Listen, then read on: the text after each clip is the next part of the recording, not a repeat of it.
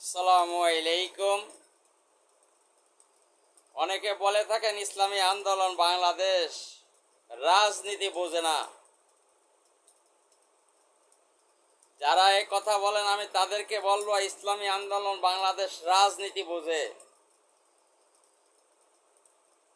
আপনারা বোঝেন না কাদের দ্বারা এদেশ পরিচালনা করা সম্ভব, কাদের দ্বারা এদেশ পরিচালনা করলে এদেশে শান্তি আসবে, এদেশের মানুষ মুক্তি পাবে, এদেশে ইনসাফ প্রতিষ্ঠিত হবে। এদেশের জনগণ বোঝে না। ইসলামী আন্দোলন বাংলাদেশ ভালো করেই বোঝে কিভাবে ক্ষমতা যেতে হয়, কিভাবে কাকে ক্ষমতায় উঠাতে হয়, কাকে নামাতে হয়, কিভাবে পশ্চিমাদের আঘাত করতে হয়, কিভাবে ভারতকে ম্যানেজ করতে হয়। ইসলামী আন্দোলন বাংলাদেশ সব কিছুই বোঝে, কিন্তু ইসলামী আন্দোলন বাংলাদেশ একটা জিনিসই বোঝে না, সেটা হচ্ছে তারা ষড়যন্ত্র বোঝে না। তারা মানুষকে প্রতিপন্ন করতে জানে না, তারা মানুষকে ছোট করতে জানে না, তারা আঘাত করতে জানে না। এটাই তাদের ভুল।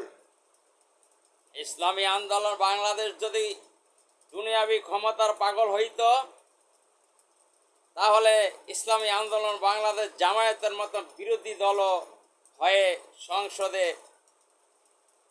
তাদের অবস্থান রাখতে পারত আরও 16 বছর আগে।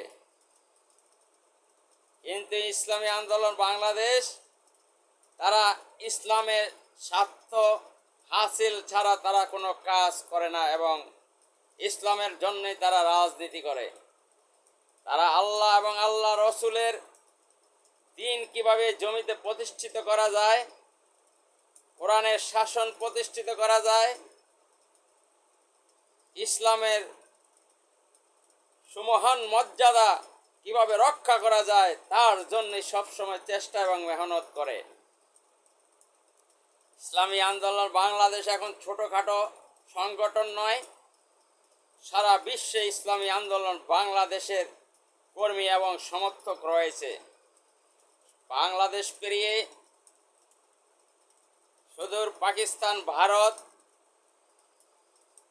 Saudi Arab, Iraq, Iran, Qatar, Bahrain, Singapore, Malaysia, England, America, Italy, German, Portugal, Indonesia, Malaysia, Singapore,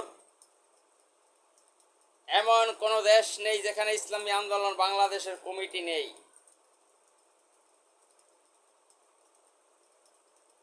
সব দেশে ইসলামী আন্দোলন বাংলাদেশের কমিটি রয়েছে, কিন্তু বাংলাদেশের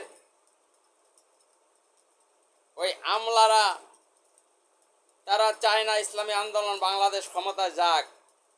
ইসলামী আন্দোলন বাংলাদেশ যেন ক্ষমতায় যেতে না পারে, এবং ইলেকশনের সময় ইসলামী আন্দোলন বাংলাদেশের ভোট কম দেখানো হয়, যাতে মানুষ বুঝতে পারে এই দেশের মানুষ ইসলাম চায় না। তার জন্য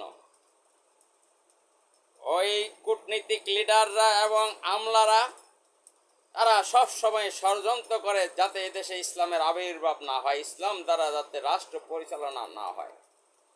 কারণ ইসলাম দ্বারা রাষ্ট্র পরিচালনা হইলে তারা এদেশে দুর্নীতি করতে পারবে না, দুঃশাসন করতে পারবে না, দেশের টাকা বাহিরে পাচার করতে পারবে না, মানুষের উপরে তারা হত্যা, নির্যাতন, গুম খুম চালাতে পারবে না, এক নায়কতন্ত্র কায়েম করতে পারবে না। এজন্যই তারা এদেশে ইসলামিক শাসন চায় না।